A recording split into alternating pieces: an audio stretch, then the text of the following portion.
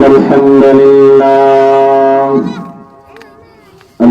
لله وكفى وسلام على عباده الذين اصطفى أما بعد فأعوذ بالله من الشيطان الرجيم بسم الله الرحمن الرحيم يا أيها الذين آمنوا اذكروا الله ذكرا كثيرا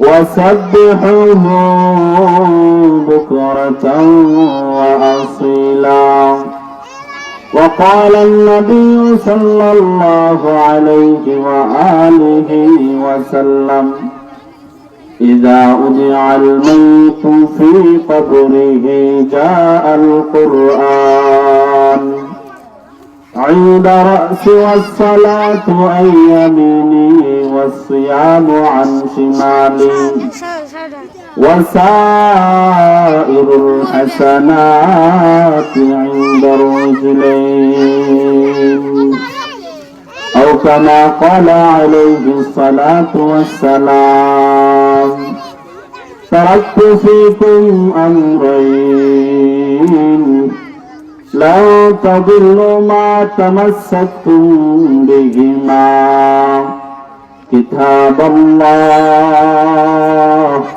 وسنة نبيه صلى الله عليه وآله وسلم صدق الله مولانا العظيم وصدق رسوله النبي الأمي الكريم ونحن على ذلك لمن الشاهدين والشاكرين والذاكرين والحمد لله رب العالمين سبحانك لا علم لنا إلا ما علمتنا إنك أنت السميع العليم طرف شانی نے تیرے روح کو دریا کر دیا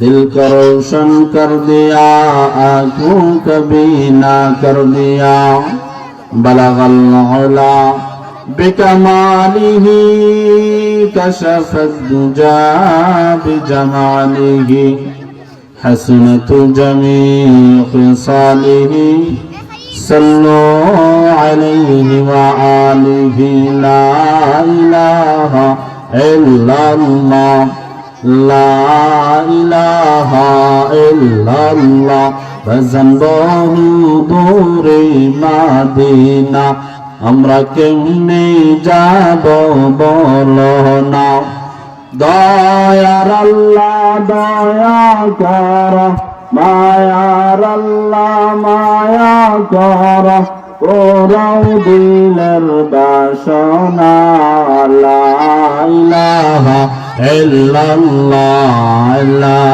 ইলাহা ইল্লাল্লাহ আসিয়া বলেন এক আল্লাহ হে হে ফেরাউন বলে বারাই জ্বালা আমার আল্লাহ বলেন ও জিবরাইল মওলা বলেন ও জিবরাইল জান্নাতেরি কোলো তালা লা ইলাহা ইল্লাল্লাহ লা ইলাহা ইল্লাল্লাহ বেলাল বলেন এক আল্লাহ হায় হায় উমাইয়া বলে বারাই জ্বালা আমার আল্লাহ বলেন ও জিবরাইল মওলা বলেন ও জিবরাইল জান্নাতেরি কোলো তালা লা ইলাহা ইল্লাল্লাহ লা ইলাহা ইল্লাল্লাহ লা ইলাহা ইল্লাল্লাহু মুহাম্মাদুর রাসূলুল্লাহ সাল্লাল্লাহু আলাইহি ওয়া আলিহি ওয়াসাল্লাম। বাইতুস সালাম লালপুর জামি মসজিদ সরিগম বাজার সদর সুনামগঞ্জের উদ্যোগে 39তম বার্ষিক ওয়াজ মাহফিলের বর্তমান চলমান অধিবেশনের সভাপতিত্বের আসনে আমার প্রিয় উস্তাদ মুহতারাম হযরত মাওলানা হারুনুর রশিদ দামাত বারকাতুহুল আলিয়া। তো আসলে আজকে এরকম একটি মাহফি মাহফিল আল্লাহ সুবহানাহু ওয়া তাআলা আমাদেরকে দান করেছেন, সেজন্য আমরা অন্তরের অন্তরস্থল থেকে, হৃদয়ের গহীন থেকে মহান রব্বুল আলামিনের দরবারে শুকরিয়া আদায় করি, দুরূদ বলি আলহামদুলিল্লাহ। আমি আপনাদের খেদমতে কোরআনে কারীমের সূরাতুল আহজাব থেকে দুইটি আয়াত শেষ নবী আখির আমদাল তাজদার মদিনা জনাব মুহাম্মদুর রাসূলুল্লাহ সাল্লাল্লাহু আলাইহি ওয়াসাল্লামের অসংখ্য অগণিত হাদিসের ভান্ডার থেকে দুইটি হাদিস পেশ করেছি। উক্ত আয়াত এবং হাদিসকে সামনে রেখে আপনাদের সামনে কিছু কথা বলব ইনশাআল্লাহ। যেহেতু উস্তাদ পাশে বসা, হুজুরের আবদারে কিছু আলোচনা করব, যদিও আমি নগণ্য অদমের সেই সাহস নাই। তো আসল কথা হচ্ছে, আমার পাশে যিনি আছেন সেই নুরানি প্রথম শ্রেণীতে হুজুরের কাছে পড়েছি, দীর্ঘ 10টি বছর সেই মোল্লাপাড়া মাদ্রাসায় হুজুরের কাছে পড়েছি। এরপরে আমাদের হুজুর আমাদের মাঝে এখনো আছেন, সেজন্য আমরা শুকরিয়া আদায় করি, বলি আলহামদুলিল্লাহ। অসংখ্য করার কারিগর আমাদের উস্তাদ মুহতারাম, আল্লাহ তাআলা হুজুরকে দীর্ঘ নেক হায়াত বাড়িয়ে দিক, সবাই বলে আমিন।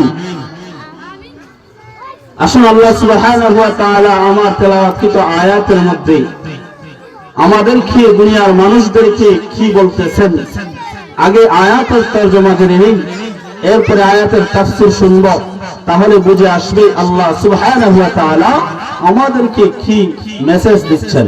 আল্লাহ সুবহানাহু ওয়া তাআলা বলেন, ইয়া আইয়ুহাল্লাযীনা আমানু যিকুরুল্লাহা যিকরান কাসীরা ওয়াসাব্বিহুহু বুকরাতাও ওয়া আসীলা। আল্লাহ সুবহানাহু ওয়া তাআলা সূরাতুল আহজাবের ওই আয়াতে কারিমার মধ্যে দুনিয়ার সমস্ত ঈমানদার মায়ার বান্দা বান্দীদেরকে সম্বোধন করে বলেন, হে আমার মায়ার ঈমানদার বান্দা বান্দীরা, আমানু যিকুরুল্লাহ,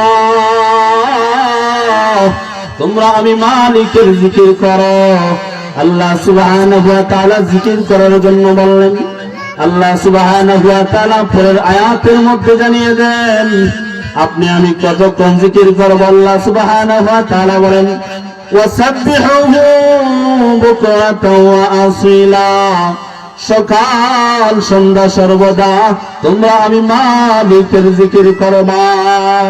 সুবহানাল্লাহ। আল্লাহ সুবহানাহু ওয়া তাআলা জিকিরের কথা বলেছেন।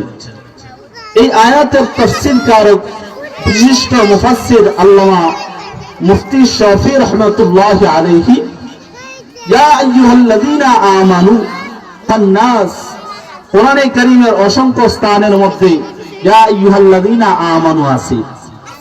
সেই মুফতি শাফি রাহমাতুল্লাহি আলাইহি বলেন, আল্লাহ তাআলা ইয়া আইয়ুহাল্লাযীনা আমানু দ্বারা দুনিয়ার মানুষদেরকে, মুফাসসির বলেন আল্লাহ তাআলা দুনিয়ার মানুষদেরকে ভালোবেসে মহব্বত করে আল্লাহ তাআলা ডাক দিয়েছেন, আর বলেছেন ইয়া আইয়ুহাল্লাযীনা আমানু, হে আমার মায়ার ঈমানদার বান্দা বান্দীরা।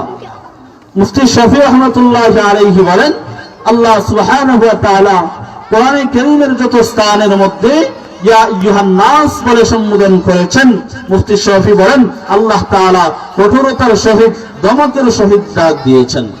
আমার তেলাওয়াতকৃত আয়াতের মধ্যে আল্লাহ সুবহানাহু ওয়া তাআলা দুনিয়ার সমস্ত ঈমানদারদেরকে মায়া করে ভালোবেসে ডাক দিয়েছেন, আর আল্লাহ বলতেছেন, হে আমার মায়ার ঈমানদার বান্দা বান্দীরা, তোমরা আমি মালিকের জিকির করো।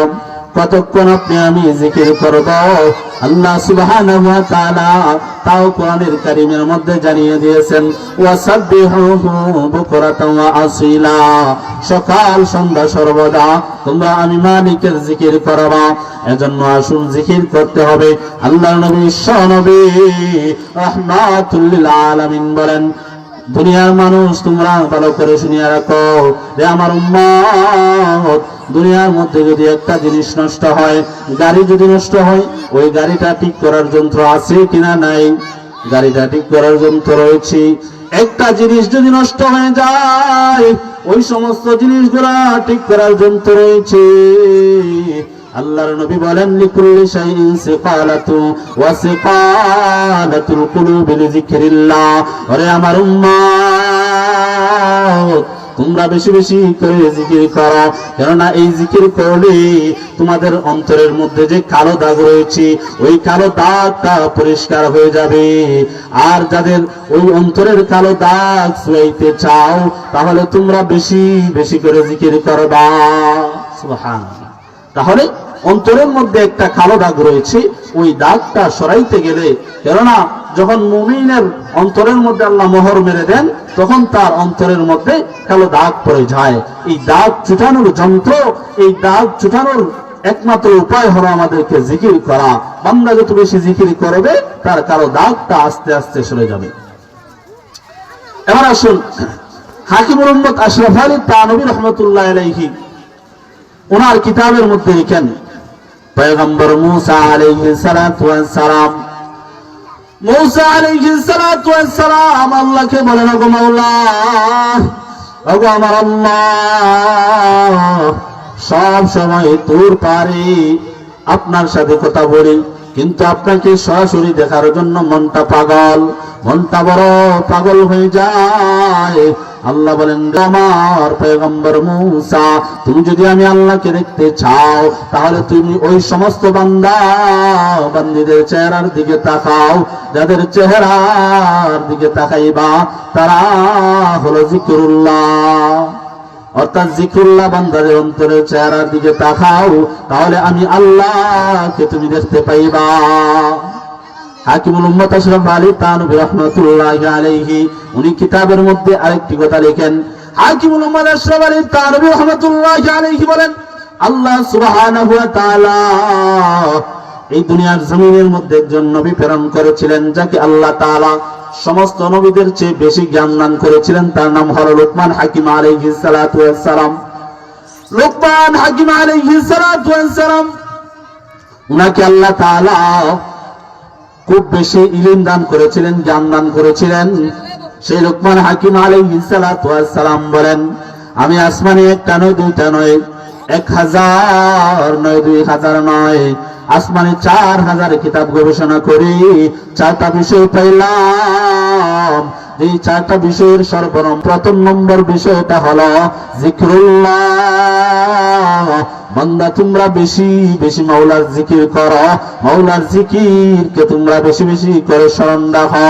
2 নাম্বার হলো হাকিম লোকমান আলাইহিস সালাতু ওয়াস সালাম বলেন, আমি আসমানে একটা নয়, দুইটা নয়, 4000 কিতাব গবেষণা করে 4টা বিষয়ের প্রথম নম্বর বিষয় হলো জিকির।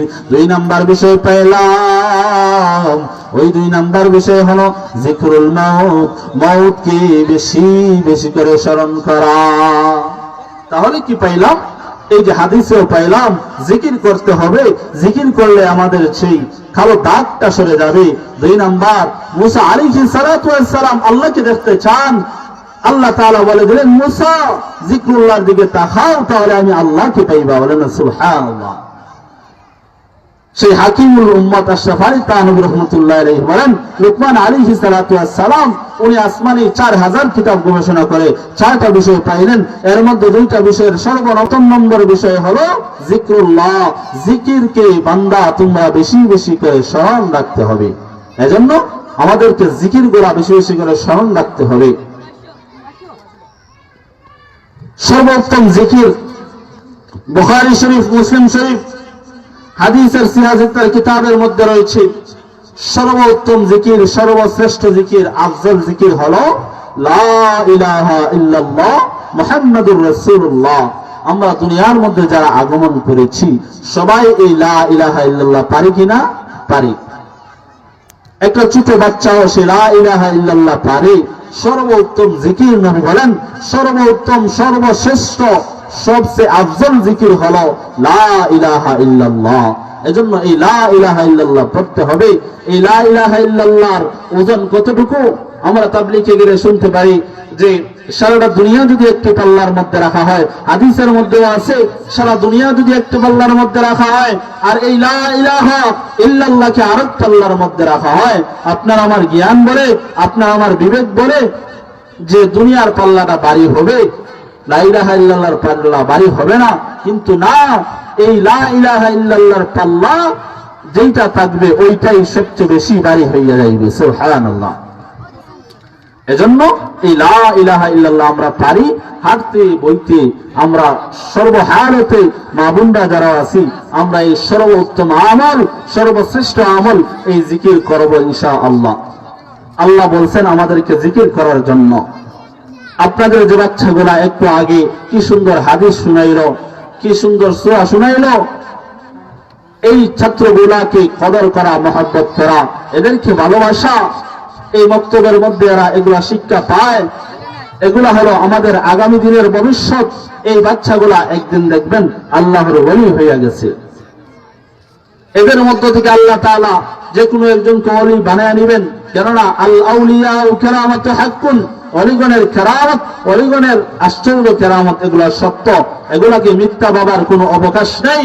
নবীর দরজা আল্লাহ বন্ধ করে দিয়েছেন, পয়গম্বরদের দরজা আল্লাহ বন্ধ করে দিয়েছেন, কিন্তু আল্লাহ বন্ধ করে দেন নাই, নবীর দরজা আল্লাহ বন্ধ করে দিয়েছেন।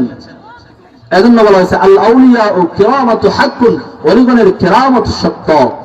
এজন্য এদেরকে মহব্বত করা, এদের মধ্য থেকে হইতে পারে এই যে তালেবুল ইলম যারা আছে এদের মধ্য থেকে একজন আল্লাহর ওলি হয়ে যাবে। কিভাবে? আপনাদেরকে যে একটা ঘটনা শুনাইলে বুঝতে পারবেন এরা কিভাবে আগামী দিনের ভবিষ্যৎ। আমাদের দারুল উলুম দেওবন্দের সেই হুসাইন আহমদ মাদানী রহমতুল্লাহ আলাইহি, আমরা যারা উলামায়ে কেরাম আছি, যারা বর্তমান জেনারেল শিক্ষিত, ওনারাও মোটামুটি সেই হুসাইন আহমদ মাদানীর নাম শুনছি কিনা? শুনছি। সেই হুসাইন আহমদ মাদানী রহমতুল্লাহ আলাইহি আমাদের থেকে আজ প্রায় ৬৮ বছর আগে চলে গেছেন। হিসাব করলে বেশি নয়, কিন্তু সেই হুসাইন আহমদ মাদানীর আশ্চর্য কারামত এগুলা শুনলে বুঝতে পারবো। এর মধ্যে হুসাইন আহমদ মাদানী রহমতুল্লাহ আলাইহির একটি জিকির সম্পর্কিত ঘটনা উল্লেখ করেছেন।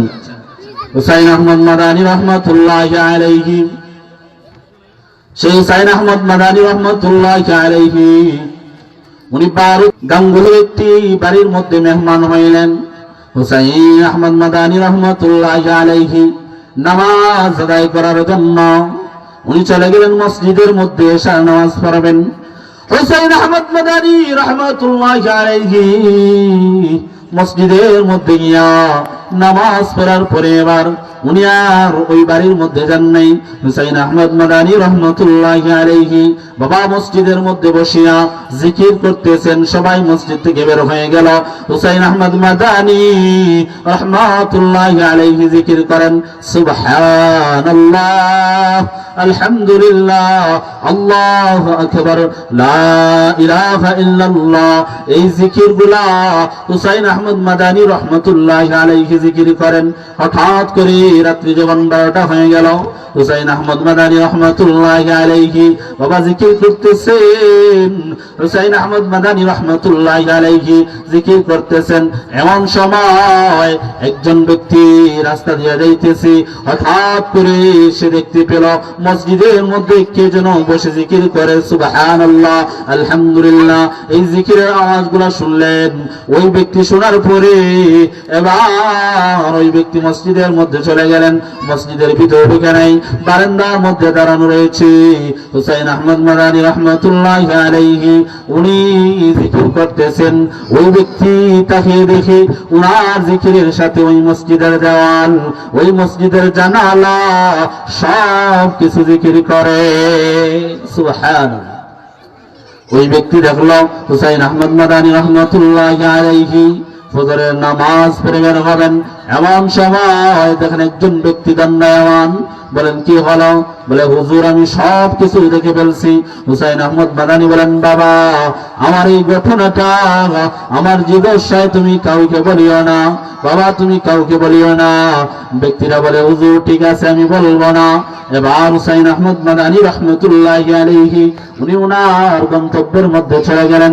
হুসাইন আহমদ মাদানী রহমতুল্লাহি আলাইহি ওনার গন্তব্যের মধ্যে যাওয়ার পরে হুসাইন আহমদ মাদানী রহমতুল্লাহি আলাইহি এরকম মাহফিলের মধ্যে যেতেন বাবা, গিয়া বয়ান করতেন। হঠাৎ করে ওই ব্যক্তিরা দেখি হুসাইন আহমদ মাদানী বয়ানের জন্য স্টেজের মধ্যে উঠলেন। এবার ব্যক্তিরা যেই মাত্র দেখলো হুসাইন আহমদ মাদানী রহমতুল্লাহি আলাইহি ওনার সাথে সাক্ষাৎ করতে চায়, সে ছিল একজন সাধারণ ব্যক্তি, হুজুরের কাছ পর্যন্ত পৌঁছার তার যোগ্যতা নাই। এবার সে সবক বানাইল বাথা দেউঙ্গা বলে দিব। যেই মাত্র হুসাইন আহমদ মাদানীর কানের মধ্যে ওই আওয়াজটা গিয়া পৌঁছল, সাথে সাথে হুসাইন আহমদ মাদানী ওনার আলোচনা ছেড়ে ওই ব্যক্তির সামনে চলে গেলেন। আল্লাহু আকবার। ওই ব্যক্তিটার কাছে চলে গেলেন। হুসাইন আহমদ মাদানী রহমতুল্লাহি আলাইহির কাছে চলে যাওয়ার পরে হুসাইন আহমদ মাদানী বলেন বাবা নেহি বাতাও বলে দিও না। লোক সকল বলে ব্যক্তি কি বলবা? বলে না বলবো না। হুসাইন আহমদ মাদানী চলে যাওয়ার পরে লোক সকল বলে বলবো না। বলে কেন বলবা না? বলে না হুজুরের নিষেধ। বলে এতক্ষণ জানি তুমি বললা বাতা দেউঙ্গা বলে দিব, বলে যে এখন আর বলবো না। এরপরে হুসাইন আহমদ মাদানী রহমতুল্লাহি আলাইহি এই দুনিয়া থেকে চলে গেলেন। হুসাইন আহমদ মাদানী রহমতুল্লাহি আলাইহি চলে যাওয়ার পরে ওই ব্যক্তিটা এলাকাবাসীকে ডাক দিয়া বলে হে গ্রামবাসী আসো তোমরা শুনে যাও কি বলার জন্য আমি সব সময় চেষ্টা করতাম রে, তোমরা আসো। বলে কি বলবা? বলে যে আমি একদিন গাঙ্গুহির মধ্যে দেখলাম হুজুর জিকির করেন, উনার জিকিরের সাথে ওই মসজিদের দেওয়াল জ্বালানা সব কিছু জিকির করে, ওইটা বলার জন্য চেষ্টা করতাম। বলে বুঝলাম তুমি বলার জন্য চেষ্টা করতা, কিন্তু মাহফিলের মধ্যে গিয়া কেন বলতা? বলে আমি ছিলাম সাধারণ ব্যক্তি, হুজুরের কাজ পর্যন্ত যাওয়ার আমার যোগ্যতা নাই, সেজন্য আমি এরকম সবক বানাইছিলাম। বাতা দেউঙ্গা বলে দিব কিন্তু আমি বলি নাই, কেননা হুজুরের প্রতি আমার ভালোবাসা দ্বিগুণ হয়ে গেল, ভালোবাসা বেশি হয়ে গেল। যেই মুহূর্তে হুজুরকে আমি দেখি উনার সাথে সাক্ষাৎ না করলে আমার মনটা ঠান্ডা হয় না, এজন্য সবক বানাইছিলাম। এবার সেই গ্রামবাসী বলে তাই নাকি? বলে হ্যাঁ। সেই হুসাইন আহমদ মাদানী রহমতুল্লাহি আলাইহি বাবা আল্লাহর ওলি হয়েছেন এরকম কোরআন পড়ে, এরকম আপনার আমার পাশে যেরকম মাদ্রাসা রয়েছে এরকম কওমি মাদ্রাসার মধ্যে পড়ে হুসাইন আহমদ মাদানী আল্লাহর ওলি হয়েছে। সুবহানাল্লাহ। এজন্য আমরা এই সন্তানগুলোকে কদর করব। মক্তবে আসে ছাত্রদেরকে মহব্বত করব, মাদ্রাসায় মাদ্রাসায় পাঠাইব, তাহলে দেখবেন এই সন্তানগুলা আগামী দিনের ভবিষ্যৎ হবে। হইতে পারে আল্লাহ এই সন্তানগুলাকে আলেম হিসেবে হাফেজ হিসেবে কবুল করে নিতে পারে কিনা? বলেন পারে। এজন্য এই সন্তানগুলাকে মহব্বত করা। এই জিকির পরে আল্লাহর ওলি হয়েছেন সেই হুসাইন আহমদ মাদানী। ওনার ছাত্র ছিলেন আমাদের বাংলাদেশের শামসুল হক ফরিদ রহমতুল্লাহি আলাইহি। উনিও প্রায় 56 বছর আগে আমাদের কাছ থেকে চলে গেছেন। ওনার ওই ঘটনাটা ওই কিতাবের মধ্যে লেখা হয়েছে। সেই শামসুল হক ফরিদ রহমতুল্লাহি আলাইহি উনিও ছিলেন একজন আল্লাহর ওলি। এজন্য বলছিলাম আল্লাহর ওলির দরজা আল্লাহ বন্ধ করে দেন নাই, কিন্তু নবুয়তের দরজা আল্লাহ বন্ধ করে দিয়েছেন। কিন্তু আমাদের দেশের মধ্যে কিছু নাস্তিক আছে, কিছু মুসলমান নামে দাবিদার, তারা মুসলমান দাবি করে কিন্তু আবার বলে যে নবীর পরের কিনা নবী আছে। বলেন নাউযুবিল্লাহ। তারা হরফ কাদিয়ানি। এদেরকে যারা কাফের বলবে না তারাও কাফের, এদেরকে যারা সাপোর্ট করবে তারাও কাফের। এজন্য কাদিয়ানি মুসলমান হইতে পারে না, এরা কখনোই মুসলমান নয়। এজন্য বাবা আমরা বেশি বেশি করে জিকির করব। সেই জিকিরের কথা আল্লাহ তাআলা বলেছেন। আল্লাহ বলেন ইয়া আইয়ুহাল্লাযীনা আমানু যিকুরুল্লাহা যিকরান কাসীরা ওয়াসাব্বিহুহু বুকরাতাও ওয়া আসীলা। হে আমার ভাই ইমানদার বান্দা বান্দিরা, তোমরা বেশি বেশি করে জিকির করো। কতক্ষণ করব? সকাল সন্ধ্যা জিকির করব। সুবহানাল্লাহ, আলহামদুলিল্লাহ, আল্লাহু আকবার, লা ইলাহা ইল্লাল্লাহ। এই জিকিরগুলা পর্দার আড়ালের মা বোনেরা আমরা সব সময় জিকির করব। বাবারা আমরাও করব। এই জিকির পড়ে পড়ে আল্লাহর ওলি হয়েছেন শামসুল হক ফরিদপুর রহমাতুল্লাহি আলাইহি। শামসুল হক ফরিদপুর রহমাতুল্লাহি আলাইহি উনি আমাদের থেকে প্রায় 56 বছর আগে চলে গেছেন। সেই শামসুল হক ফরিদপুরি রহমাতুল্লাহি আলাইহি একটা মাহফিলের মধ্যে গেলেন ওয়াজ করার জন্য। ওয়াজ করে এবার উনি বাড়ির মধ্যে ফিরবেন। রাত্র বাজে 12টা। নৌকা দিয়ে যাতায়াত করতে হয়। নৌকার মাঝিকে বললেন, বাবা আমাকে গিয়া তুমি ওই স্থানের মধ্যে আমার বাড়ির মধ্যে পৌঁছে দিবা। মাঝি বলে, হুজুর ঠিক আছে, আপনাকে আপনার গন্তব্য পর্যন্ত পৌঁছায় দেব। শামসুল হক ফরিদপুরি রহমাতুল্লাহি আলাইহি নৌকার মধ্যে ওঠার পরে হঠাৎ করে মাঝিকে ডাক দিয়া বলেন, মাঝি ভাই আমাকে স্থানের মধ্যে তুমি নামিয়ে দাও। মাঝি বলে, হুজুর কি বলেন, এত রাত্রে, কুয়াশার রাত্রে, ঠান্ডার রাত্রে আপনি কিভাবে যাইবা বুঝলাম না। বলে যে বাবা তুমি বুঝবা না, আমি যাইতে পারবো, আমার কাজ আছে। সেই শামসুল হক ফরিদপুরি রহমাতুল্লাহি আলাইহি এবার নৌকা থেকে নেমে গেলেন। মাঝিও বলে, আমি দেখব হুজুর কিভাবে এত রাত্রে উনার বাড়ির মধ্যে যান। এবার মাঝি দেখবে সেই শামসুল হক ফরিদপুরি রহমাতুল্লাহি আলাইহি নৌকা থেকে নামার পরে বাবা উনি হাঁটতেছেন। কিছু দূর যাওয়ার পরে মাঝিও পিছন পিছন হাঁটে। কিছু দূর যাওয়ার পরে এবার লক্ষ্য করে দেখা যায় শামসুল হক ফরিদপুরি রহমাতুল্লাহি আলাইহি উনি হাঁটতেছেন। উনার সামনেও লোক সকলে ভরা, ডানে বামে পিছনে লোক সকলে ভরা।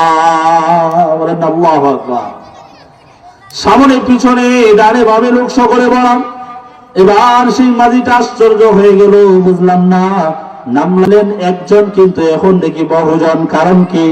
সেই মাঝি ব্যক্তি হুজুরের পিছন পিছন চলে। হুজুরও সামন দিয়া যান প্রধানমন্ত্রীর মতো। এবার হুজুর বাড়ির মধ্যে গিয়া পৌঁছলেন। মাঝি হুজুরের পিছন পিছন যায়। মাঝি লক্ষ্য করে দেখে যেই মাত্র উনি বাড়ির দরজার মধ্যে গেলেন, সাথে সাথে এরা উধাও হয়ে গেল। এদের কাউকে দেখা যায় না। এবার শামসুল হক ফরিদপুরি রহমাতুল্লাহি আলাইহি দেখেন মাঝি পিছনে উপস্থিত। এবার শামসুল হক ফরিদপুরি রহমাতুল্লাহি আলাইহি বলেন, মাঝি তুমি কি করে আসলা? বলে, হুজুর যেই মাত্র আপনি বললেন কাজ আছে, আমি কাজটা দেখার জন্য নৌকা থেকে নেমেছিলাম, এজন্য আমি আপনার পিছন পিছন এসেছি। এবার শামসুল হক ফরিদপুরি বলেন, বাবা আমার এই ঘটনাটা আমার জীবনের সাথে কাউকে বলিও না। আল্লাহু আকবার। কিন্তু আপনি আমি যদি তাহাজ্জুদের নামাজে আসি, ফরজ নামাজ পড়তে আসি, তাহলে এলাকাকে কিভাবে বুঝাইবো আমি নামাজি, সেই চিন্তায় কত বাহানা করি। কথা বলেন, এরকম লোক আছে কিনা? নাই, আছে। এজন্য দেখেন আল্লাহর ওলিরা ওনাদের ওলায়ত এগুলা প্রকাশ করতে চান না, গোপন রাখতে চান। আর আমরা চাই আমরা প্রকাশ করার জন্য। শামসুল হক ফরিদপুরি রহমাতুল্লাহি আলাইহি বলেন, বাবা আমার এই ঘটনা কাউকে বলিও না। বলে, হুজুর ঠিক আছে বলবো না, তবে আমাকে বলতে হবে, একটা বিষয় জানার আছে। বাবা কি জানবা? বলে, যেই মাত্র হুজুর নৌকা থেকে নামলেন, নামার পরে আপনি ছিলেন একা, দেখলাম ডানে বামে লোক, কারণটা কি বুঝলাম না। এবার শামসুল হক ফরিদপুরি রহমাতুল্লাহি আলাইহি বলেন, বাবা শোনো, আমার ডানে বামে যাদেরকে দেখছো এরা কেউ মানুষ নয়, এরা হলো জিন। তোমার নৌকার মধ্যে রে বাবা যে সময় উঠলাম, জিনদের লিডার, ওই এলাকার জিনদের লিডার আমাকে এসে বলে, হুজুর আমাদের জিনদের মধ্যে একটা সমস্যা হয়েছে, আমাদের সমস্যাটা সমাধান করার জন্য আপনি পারবেন। আপনি যদি সমাধান করে দেন তাহলে আমাদের জিনরা আপনার সমাধান মানবে। সেজন্য শামসুল হক ফরিদপুরি রহমাতুল্লাহি আলাইহি বলেন, বাবা তাদের সমস্যা সমাধান করে করে আমি হাঁটছিলাম, ওনারা আমার ডানে বামে ছিল। যেই মাত্র সমাধান করে শেষ, আমিও বাড়ির মধ্যে বসলাম, ওনারাও চলে গেল। আল্লাহু আকবার। এজন্য দেখেন বাবা, এই যে শামসুল হক ফরিদপুরি রহমাতুল্লাহি আলাইহি উনিও ছিলেন আমাদের এই বাংলাদেশের গহরডাঙ্গা চুয়াডাঙ্গা ওনার বাড়ি। উনিও ছিলেন কওমির সন্তান। এরকম ছোট্ট বালক এক সময় ছিলেন কিনা বলেন? ছিলেন। আল্লাহ তাআলা ওনাকে ওলি হিসেবে কবুল করে নিয়েছেন। এজন্য আমরাও এরকম সন্তানদেরকে মাদ্রাসায় দিব, বক্তব্যে পাঠাবো, সন্তানগুলোকে যাতে আল্লাহ তাআলা এরকম ওলি বানায়। আমরা চাই কি না? চাই। তো এই পর্যন্ত ছিল যে জিকির সম্পর্কে আল্লাহ সুবহানাহু ওয়া তাআলা বলেছেন। ওই যে ওনারা জিকির করে করে আল্লাহর ওলি হয়েছেন, এরকম আমাদের সন্তানরাও জিকির করলে আল্লাহর ওলি আল্লাহ তাআলা বানায় দিবেন। আমি যে খুতবার মধ্যে হাদিসটি পড়েছিলাম, এই হাদিসের তরজমাটা বলবো। হাদিসের মধ্যে নবীজি সাল্লাল্লাহু আলাইহি ওয়াসাল্লাম কি বলেন? দুনিয়ার মধ্যে একজন মানুষ যদি তাহা অবস্থায় 4টা গুণের আমল করতে পারে, এই আমলগুলো আমাদের জরুরি, এগুলা করতে হবে। এগুলা না করলে বাবা আপনার আমার রেহাই নাই। এজন্য 4টা গুণের আমল কইরা যদি অন্ধকার কবরে যায়, ওই অন্ধকার কবরে আযাবের ফেরেশতা তাকে আযাব দিবে না। আল্লাহর নবী বলেন, ইযা উদিয়াল মাইয়িতু ফি কবরিহি জাআল কুরআন আইনদা রাসি।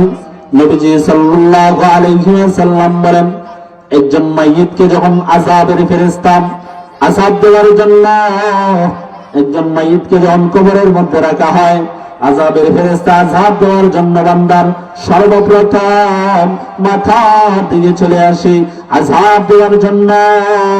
আল্লাহর নবী বলেন, ওই সময় মাইয়িতের বন্ধু আইদা রাসি মাথার দিকে যা আল কোরআন, কোরআন নামক বন্ধুটা দাঁড়িয়ে যায়। নবী বলেন, ওই কোরআনটা দাঁড়িয়ে বলে, হে আযাবের ফেরেশতা একটু দাঁড়াও, আমার এই মাইয়িত বন্ধুকে আযাব দিতে পারবা না। এবার ওই ব্যক্তিকে বলবে, তুমি কে? তুমি আমাকে বাধা প্রদান করলা? বলবে, আমি কেউ না, আমি হলাম মাইয়িতের বন্ধু কোরআন, আমি হলাম মাইয়িতের বন্ধু কোরআন। দুনিয়ার মধ্যে সে কোরআনকে হেফাজত করেছিল, কোরআন ওয়ালাদেরকে ভালোবাসেছিল, কোরআনের মজলিসকে ভালোবেসেছিল। সেজন্য আমি কোরআন বললাম, আমি কোরআন বলতেছি, আমার এই বন্ধু মাইয়িতকে তুমি আযাব দিতে পারবা না। সুবহানাল্লাহ। তাহলে কোরআন নামক বন্ধুটা বাধা প্রদান করবে। আর এই মাহফিল হচ্ছে কোরআনের মাহফিল। কথা বলেন ঠিক কিনা? না নাচ গানের মাহফিল? কোরআনের মাহফিল। এই কোরআনের মাহফিলও আপনার আমার নাজাতের কারণ হবে। এজন্য এই মাহফিল একটি ফজিলতওয়ালা মাহফিল। আমরা সবাই চলে আসি যারা এখনো আসি নাই। তো নবী বলেন, মাথার দিকে দাঁড়িয়ে যাবে কোরআন, কোরআনটা বাধা প্রদান করবে। আর এই কোরআনকে যারা দুনিয়ার বুকে আঁকড়ে ধরেছে, আল্লাহর নবী বলেন, তারাকতু ফীকুম আমরাইন লা তাদিল্লু মা তামাসসাকতুম বিহিমা কিতাবাল্লাহ ওয়া সুন্নাত নবিয়্যিহি সাল্লাল্লাহু আলাইহি ওয়াসাল্লাম। আল্লাহর নবী বলেন, হে উম্মত, আমি নবী তোমাদেরকে ছেড়ে চলে যাচ্ছি, কিন্তু 2টা জিনিস তোমাদের কাছে রেখে গেলাম। এই 2টা জিনিস যদি তোমরা আঁকড়ে ধরতে পারো, তাহলে দুনিয়ার জমিনে পথভ্রষ্ট হইবা না। একটা হলো কোরআন, 1 নাম্বার হলো কোরআন। এই কোরআনকে যারা আঁকড়ে ধরবে বাবা, এরা দুনিয়ার জমিনে কখনো পথভ্রষ্ট হবে না। 2 নাম্বার হলো ওয়া সুন্নাতা নবিয়্যিহি সাল্লাল্লাহু আলাইহি ওয়াসাল্লাম। 2 নাম্বার হলো আমি নবীর সুন্নাত। তোমরা যদি আমি নবীর সুন্নাতকে আঁকড়ে ধরতে পারো, তাহলে তোমরা কখনো দুনিয়ার জমিনে পথভ্রষ্ট হইবা না। এজন্য এই কোরআনকে আমরা আঁকড়ে ধরতে হবে। এই কোরআনকে যদি আঁকড়ে ধরতে পারি, নবী বলেন কবরের মধ্যে ফেরেশতা আযাব দিতে পারবে না মাথার দিকে। কথা বলেন ঠিক কিনা? নবীর কথা কি মিথ্যা হইতে পারে? বলেন না। এই কোরআনকে যদি আপনি আমি মিটাইয়া দিতে চাই, জীবনেও আপনি আমি এই কোরআনকে মিটাতে পারবো না। কত ষড়যন্ত্র চলেছিল এই কোরআনকে মিটিয়ে দেওয়ার জন্য। এই কোরআনের মাহফিলকে আমরা দেখেছি, সময়ে সময়ে কত বাধা দেওয়া হয়েছে। কথা বলেন ঠিক কিনা? কিন্তু এই মাহফিল গুলা কোরআনের আলোচনার স্থানটা কেউ থামাইতে পারে নাই। কথা বলেন, কেউ থামাইতে পারে নাই। এই কোরআনকে কেউ ধ্বংস করতে পারবে না। এই কোরআনের হেফাজত যিনি এই দুনিয়ার জমিনে কোরআনকে নাযিল করেছেন, উনি এই কোরআনের হেফাজত করবেন। আল্লাহ বলেন, ইন্না নাহনু নাযালনা যিকরা ওয়া ইন্না লাহু লাহাফিজুন। আল্লাহ সুবহানাহু ওয়া তাআলা বলেন, এই কোরআন আমি নাযিল করলাম, এই কোরআনের হেফাজতকারী আমি আল্লাহ। সুবহানাল্লাহ। এজন্য আমরা যতই চেষ্টা করি, যতই বাহাদুরি করি, এই কোরআনকে কি আমরা ধ্বংস করতে পারবো? না, তখনও কেউ পারে না, এখনো কেউ পারবে না। এজন্য কোরআনকে মহব্বত করতে হবে। নবী বলেন, আযাবের ফেরেশতা যখন আযাব দেওয়ার জন্য মাথার দিকে যাবে, তখন কি করতে পারবে না? আযাব দিতে পারবে না। কোরআনের কারণে কোরআনটা বাধা প্রদান করবে। এজন্য কোরআনকে আমরা আঁকড়ে ধরবো। বাবা, একটা ঘটনা সংক্ষিপ্ত আকারে বলবো। ঘটনাটা হলো গাজী সানাউল্লাহ পানিপতি রহমতুল্লাহি আলাইহি, উনি ওনার কিতাবের মধ্যে লিখেছেন ঘটনাটি। একজন সাধারণ ব্যক্তি কোরআনকে মহব্বত করার কারণে আল্লাহ তাআলা তার গোটা জীবনের সমস্ত গুনাহ মাফ করে দিয়ে আল্লাহ তাআলা তার কবরকে জান্নাতের বাগিচা বানিয়ে দিয়েছেন। সুবহানাল্লাহ। গাজী সানাউল্লাহ পানিপতি রহমতুল্লাহি আলাইহি, উনি ওনার কিতাবের মধ্যে লেখেন, ভারতের একজন সাধারণ ব্যক্তি ছিল, কাপড় বিক্রেতা, কাপড় বিক্রি করত। বাজারের মধ্যে গিয়ে শুনি একজন ব্যক্তি